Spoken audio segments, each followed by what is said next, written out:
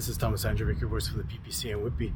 By now, I'm sure everybody is familiar with the scandal that happened during the Ukraine's President Zelensky's visit to Ottawa just a few short days ago, when in the House of Commons, all 338 elected members of Parliament gave a standing ovation to Yaroslav Hunka, who is a World War II veteran of the 14th Waffen Grenadier Division of the SS.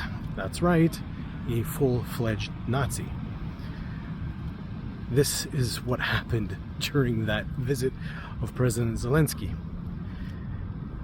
Of course, Justin Trudeau is passing on the buck.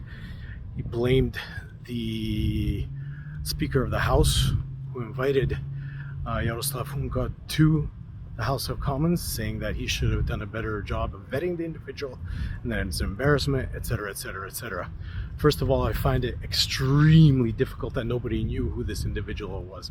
I can't imagine that nobody knew who this individual was. But that set aside, there's an underlying theme going around here, and we have to take a look at it a little bit more closely.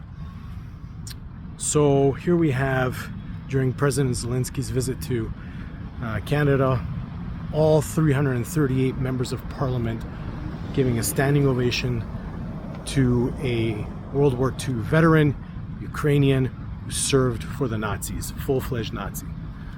Here we have Freeland, whose grandfather worked for the Nazis. Interesting.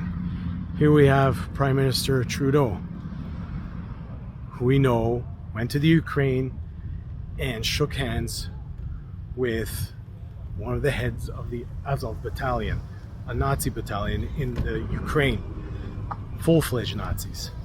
Here we have Canada giving billions, we're up to $9 billion being sent to the Ukraine. And during President Zelensky's visit to Canada, Justin Trudeau promised another $650 million to the Ukraine. Where's that money going to? We're sure some of it's going to the Azov Nazi fascist battalion. We have the Azov in the Ukraine, which is a fascist battalion, and they act in a fascist and Nazi way. They go around in the Ukraine looking for minorities and having their way with them. Here we have all these things culminating. And of course, the whole world kind of looked up and said, what is going on in Canada? What kind of things are going on in the world? And here we have Hungary and the Hungarian news obviously criticizing Hungary, but also an interesting thing happening. So the new ambassador to Hungary, the Ukrainian ambassador to Hungary, said the following, that the Russian culture is an extremely aggressive culture. It's a culture that must be stopped, must not be allowed to grow, must not be allowed to expand, must be stopped because it's an extremely dangerous culture. Interesting the type of language and the type of rhetoric this is, because guess what? Who else used that kind of language in World War II? None other than fascist Germany, the Nazis. Same idea against another group of people, namely the Jews, saying the exact same thing. Jewish culture is aggressive, must be stopped, must not be allowed to expand. Same thing. Same sort of idea, same sort of rhetoric.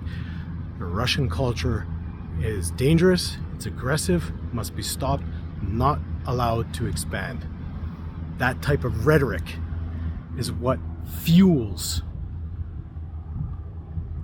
somehow, some way, what's happening in the Ukraine.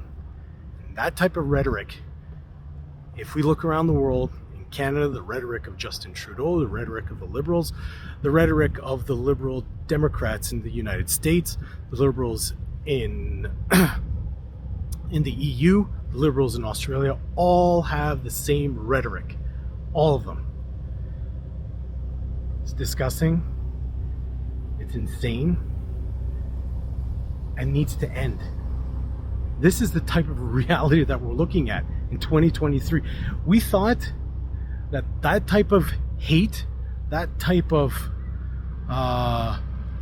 racist, bigoted, misogynist type of thinking is gone. It's here. We can delve into history a little bit just to kind of give you food for thought. Let's not forget, just like Yaroslav Hunka made it to Canada, lived here his whole life, and did not have anything happen to him. Many of them survived the Second World War, and that, unfortunately, that ideology survived the Second World War.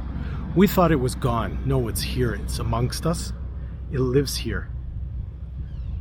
Let's not kid ourselves. That type of ideology is alive and well. Same goes, of course, communists, the same thing. If we look at the two ideologies, they're not far apart at all.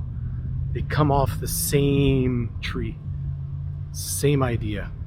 We thought also, after the fall of the Berlin Wall, after cutting the curtain there, the Iron Curtain, we thought communism is dead forever and gone. It's here. It lives us, and it's rebounding, and it's rebounding aggressively. That is what we need to stop. The authoritarian, dictatorial ideologies that are in this world and are pretending and are in the disguise of tolerance. We can go through that, tolerance, and we know the whole ideology, right? We know the whole equity, the inclusiveness, the diversity, etc., blah, blah, blah. That's the type of disguise that these totalitarian ideologies masquerade in. Those are what needs to be stopped. It needs to be stopped. It needs to be stopped immediately, because it's taken a hold of our schools, taken a hold of our institutions, taken a hold of the governments. Who's the only party that's been sticking up for you as Canadians? Who's the only party sticking up for common sense? Who's the only party that's sticking up for democracy, Canada, Canadians, and Canadian values? It's the PPC. Maxime Bernier has shown us the way. The PPC will always stick up for you. But we need your help.